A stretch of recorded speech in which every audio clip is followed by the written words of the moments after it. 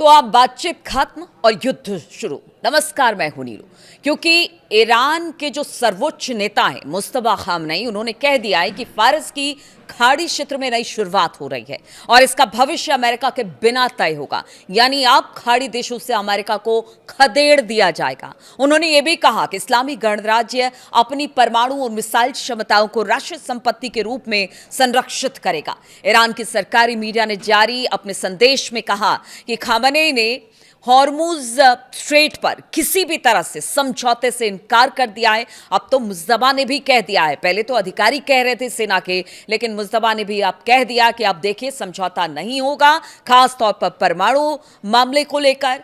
Uranium enrichment हम करेंगे, missile हम हाई रेंज के बनाते रहेंगे, हम समझौता नहीं करेंगे। और पूरा जोर देकर कहा कि अब खाड़ी मुल्कों में अमेरिका का वर्चस्व खत्म होगा और अमेरिका को खदेड़ दिया जाएगा। उन्होंने जोर देकर कहा कि फारस की खाड़ी में अमेरिकियों का एकमात्र स्थान उनके पानी की गहराई में है और इस क्षेत्र के इतिहास में एक नया अध्याय लिखा जा रहा है। यानी कहीं ना कहीं अमेरिका को चेता दिया गया है कि भले आपके कितने भी बड़ी जंगी जहाज इस वक्त फारस के खाड़ी के आसपास हो, लेकिन जब उसे ईरान तबाह करेगा तो पूरी दुनिया उससे देखेगी।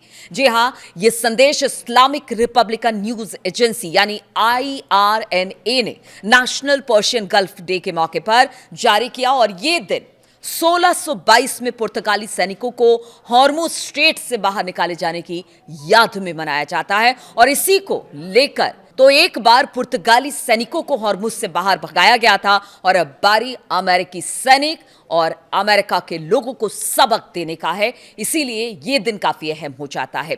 खामनेई ने कहा कि हॉर्मुज स्ट्रेट सदियों से बाहरी ताकतों के लिए आकर्षण का केंद्र है, क्योंकि यहां पर तेल है, यहां पर वो सारी संपत्तियां हैं जिसे दुनिया भर में राज किया जा सकता है। कई देशों ने यहां प्रभाव जमाने की पूरी तरह से कोशिश की। उन्होंने कहा कि फरवरी के अंत से ईरान के खिलाफ अमेरिका इजराइल की ओर से शुरू की गई जंग के दौरान ईरानी लोगों ने अपने बलों की दृढ़ता दिखाई, सतर्कता और साहस को करीब से पूरी दुनिया ने देखा। उन्होंने दावा किया कि फारस की खाड़ी क्षेत्र का उज्जवल भविष्य बाहरी हस्तक्षेप से मुक्त होगा। यानी अब और नहीं, अब और नहीं। और यहां पर अब कोई देश आकर यह नहीं कहेगा कि वो यहां पर राज करेगा या किसी को यहां पर पैर जमाने का मौका दिया जाएगा। और अभी समय है, सही समय है। अगर अमेरिका को हमने यहां से भगा दिया तो फिर किसी भी देश की बिल्कुल जुर्रत नहीं होगी कि यहां पर दोबारा से वो कभी पांव जमा सके। लोगों की प्रगति, सुविधा और समृद्धि के लिए काम ईरान करता रहा है और आगे भी करता रहेगा। उनके लिए हमेशा वो लड़ाई लड़ता रहेगा। अगर इस पूरे क्षेत्र में देश के हित की बात की जाए तो उन्होंने कहा इस पूरे क्षेत्र में बदलाव अब बहुत जरूरी है। स्थानीय ताकतों की भूमिका को और मजबूत ईरान करेगा, क्योंकि पहले ही अमेरिका कह चुका है, ट्रंप कह चुके हैं कि ईरान गुंडों की तरह गल्फ में व्यवहार करता है। तो अब जो ईरान है वो कह रहा है कि हाँ, हम गुंडे हैं और हम अब यहां से आपको निकालेंगे।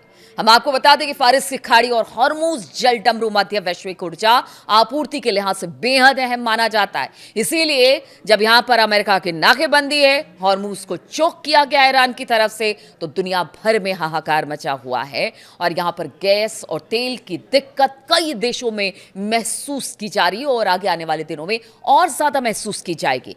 लंबे समय से अगर पूरे क्षेत्र की बात की जाए, अमेरिका की सैन्य और रणनीतिक मौजूदगी यहां पर रही है, जबकि ईरान लगातार इसका विरोध करता रहा है। खामनेई ने कहा कि ईरान हॉर्मुज जल डमरू मध्य को सुरक्षित करेगा और विदेशी लालच और द्वेष को समाप्त करेगा। यानी अब और लालच नहीं, अब जाइए, जो करना है करिए, हमें क्या करना है हमें पता है। उनके अनुसार खाड़ी देश क्षेत्र के देशों का भविष्य एक साझा भाग्य से जुड़ा हुआ है, जिसमें बाहरी हस्तक्षेप की कोई जगह नहीं है।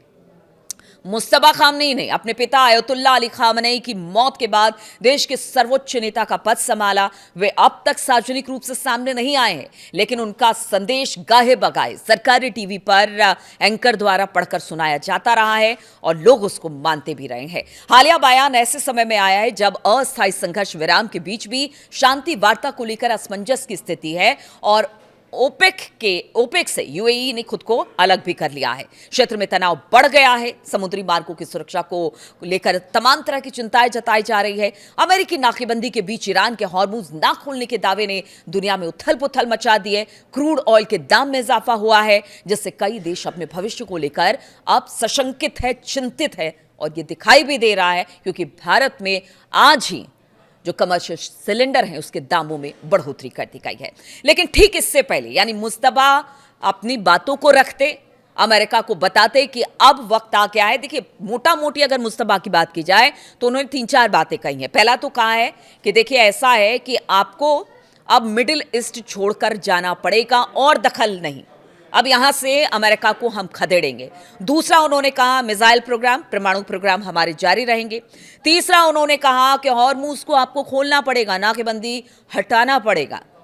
और चौथी बात उन्होंने कहा कि हमारी संप्रभुता को लेकर जो आप हमला करते हैं वो और बर्दाश्त नहीं किया जाएगा, तो अब लड़ाई ही सबसे मुफीद तरीका है, अब लड़ लीजिए हमारे साथ। लेकिन ठीक उससे पहले यानी मुस्तफा खामनेई के बयान से पहले और उनके संदेश से पहले उनके एक बड़े जो अधिकारी है उन्होंने क्या कहा है आपको बताते हैं।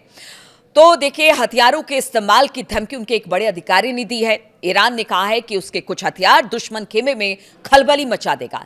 ईरान ने यह हथियार निकालने की धमकी ऐसे समय में दी है जब राष्ट्रपति डोनाल्ड ट्रंप ने उनके समझौते के प्रस्ताव को ठुकरा दिया। ट्रंप ने कहा कि ईरानी प्रपोजल को ठुकराते हुए हॉर्मुज स्ट्रेट और उसके आसपास अमेरिकी नाकेबंदी जारी रहेगी। ईरानी कमांडर की बात की जाए, शहराम नाम है इनकी तरफ से कुछ मेन बातें कही गई हैं और इसमें कहा गया है कि ईरान बहुत ही जल्द दुश्मन सेनाओं का सामना एक ऐसे हथियार से करेगा जिससे वो बहुत डरते हैं। ईरान का ये हथियार दुश्मनों के एकदम करीब है। मुझे डर है कि उन्हें इससे हार्ट अटैक ना हो जाए।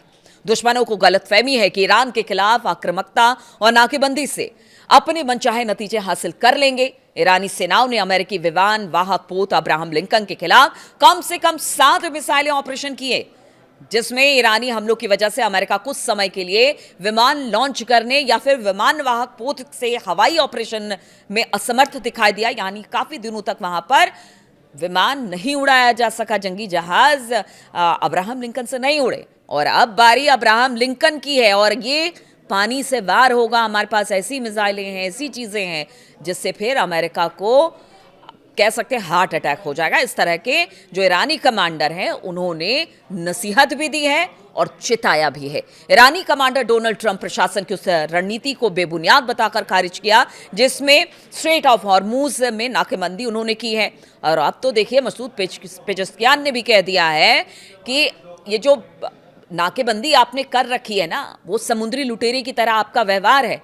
तब किसी जमाने में समुद्री लुटेरे हुआ करते थे, उनको तो कहा जाता था आप तो बिना नाम के समुद्री लुटेरे हैं कि आप जहाज को पकड़ ले रहे हैं, वहां पर नाकेबंदी लगा रहे हैं। और अब एक एक करके इस तरह की बात सामने आ रही है और जो अधिकारी हैं उन्होंने तो कह दिया कि आप गलतफहमी में नहीं रहिए। ईरान के खिलाफ आप आक्रामक होंगे तो फिर इस आक्रामकता का जवाब भी उसी आक्रामकता के साथ दिया जाएगा, क्योंकि हमारी बहुत सारी मिसाइलें हैं जो सीधे अब्राहम लिंकन को उड़ा देगी, आपकी जंगी जहाजों को तहस नहस कर देगी। फिर करेंगे क्या आप? और उनका कहना है, जो मिलिट्री के अधिकारी उनका कहना है कि अकादमियों में अब ट्रंप जो है ना उनको लेकर मजाक भी बन रहा है। यानी अब अमेरिकी सेना ही ट्रंप का मजाक बना रही है। ईरानी ने जो ईरान के अधिकारी हैं और ईरानी सेनाओं का दावा है कि विमान वाहक पोत अब्राहम लिंकन के खिलाफ कम से कम 7 मिसाइलें ऑपरेशन जारी किए गए हैं और एक बार फिर से अब वो ईरानी मिसाइलों के रडार पर हैं। और इस बार अगर हमला ट्रंप ने शुरू किया तो सबसे पहला टारगेट वही होगा और फिर उसके विनाश को कोई रोक नहीं सकता है। तो अब अमेरिका और ईरान दोनों की तरफ से देखिए अपने अपने तरीके से वो अड़ गए हैं। इसलिए कल हमने देखा कि मार्केट भी किस तरह से नीचे गिरा था ट्रंप के बयान के बाद, और ईरान जिस तरह से अपने रुख पर कायम है उसे लेकर। और अब यही कहना है कि देखिए ऐसा है कि अगर ये युद्ध यहाँ नहीं रुका तो दूसरे दौर के युद्ध बहुत भीषण होने वाला है। बहुत बहुत शुक्रिया आपका हमारे साथ इस वीडियो पर शामिल होने के लिए।